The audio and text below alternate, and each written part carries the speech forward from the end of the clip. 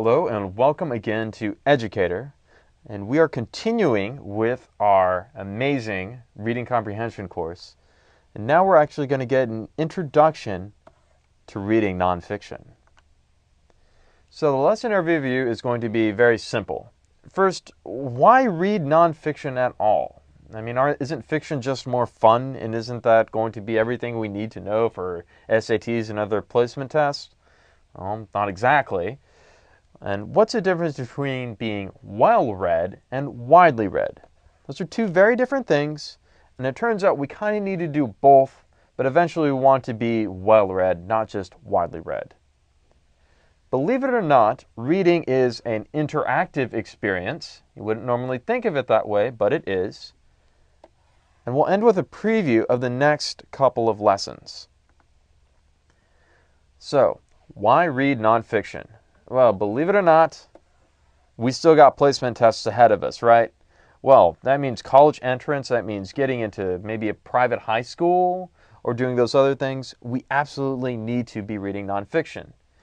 Now, some people might be thinking, well, yes, we know the tricks to pass those tests already. We have our test-taking skills and we understand how to read a long passage and then just look at the 4 options and we can do our tricks and get the right answer. Yes, there are tricks. You do need to know the tricks in order to do well on those tests, but that's kind of like hopping on one leg.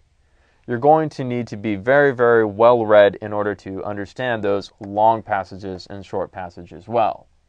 So, reading nonfiction is going to be like practice for you. Yes, you do need the tricks, but you can't have only the tricks. How about getting through high school better? I mean, at the start of this lesson, I realized probably most of you are high school freshmen and you're in a new place, in a new school, and may not want to admit it, but yeah, it's probably a little scary and probably a little weird. Turns out that you can actually learn to navigate your social life by doing something that's stereotypically antisocial.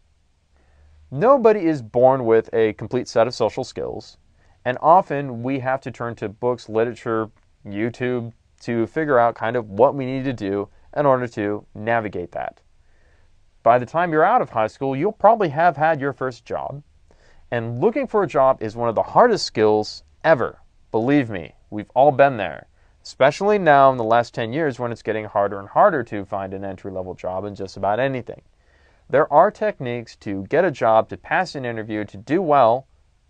And if you've never heard of those, chances are nonfiction is probably one of the best places to go. Maybe you're thinking ahead to college and you're not sure what your major is yet. Well, I hope that you are going to be very widely read soon and have picked maybe a couple nonfiction books about subjects that you've maybe never heard of or jobs you've never thought about. It'll give you kind of an idea to just fish around and think about maybe what you'd want to be doing by the time you're 25, 26.